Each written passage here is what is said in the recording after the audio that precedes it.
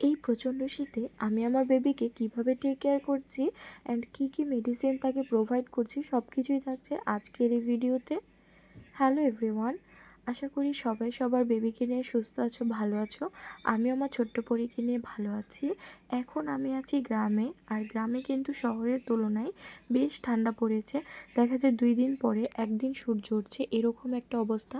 আর মা আছে, তাদের মনে সবসময় চিন্তাটা থাকে যে বেবি ঠান্ডা লেগে আছে কিনা, বুকে কফ জমে আছে কিনা, বেবি সুস্থ আছে কিনা। তো আমি আসলে অল্পতেই বুঝতে পেরেছিলাম যে আমার বেবির হয়তো ভিতরে ঠান্ডাটা লাগছে, কারণ আমি আমার বেবির সাথে যখন অনেক ক্লোজ থাকি তখন দেখা যায় বুকের থেকে একটা আওয়াজ আসছে বা ওর শ্বাসের সাথে সেই শব্দটা আমি বুঝতে পারছি।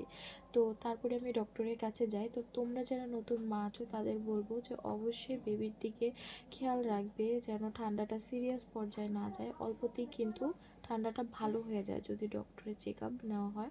তো এই যে ডক্টর এই ওষুধগুলো দিয়েছে, তো ডক্টর আমাকে এই ওষুধগুলো কন্টিনিউ 2 মান্থস করতে বলেছে।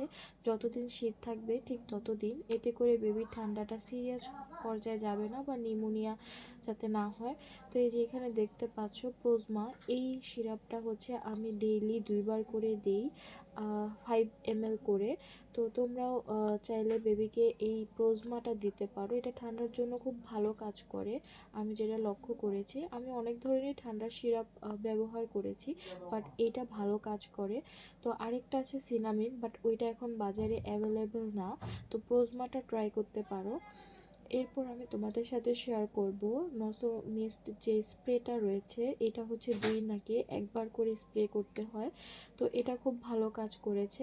আমার বেবি যখন বেশ ছোট ছিল, যেমন 6 মাস 7 মাস এরকম পর্যায়ে, আমি যখন ওর ঠান্ডা লাগতো আমি কুসুম গরম জলে 1 চিমটি লবণ দিয়ে সেটা আমি একটু পরপর তার নাকে 1 ফোঁটা করে 2বার ড্রপ দিয়ে দিতাম।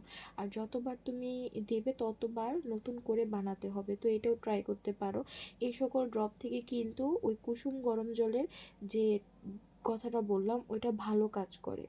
তো বেশি ঠান্ডা লাগলে নসমিস স্প্রেটা দেবে, আর যদি পারো যে কুসুম গরম জল দিতে সেটাও দিতে পারো, বা এই নরসল ড্রপটাও দিতে পারো। তো অনেকগুলো ওয়ে দেখিয়ে দিলাম, যেটা তোমাদের কাছে ভালো মনে হয় সেটাই করো। আর এখন তোমাদের সাথে যেটা দেখাবো সেটা হচ্ছে আমি আমার বেবিকে যে গ্যাসের সিরাপটা দিয়ে থাকি, ফ্যামোটেক।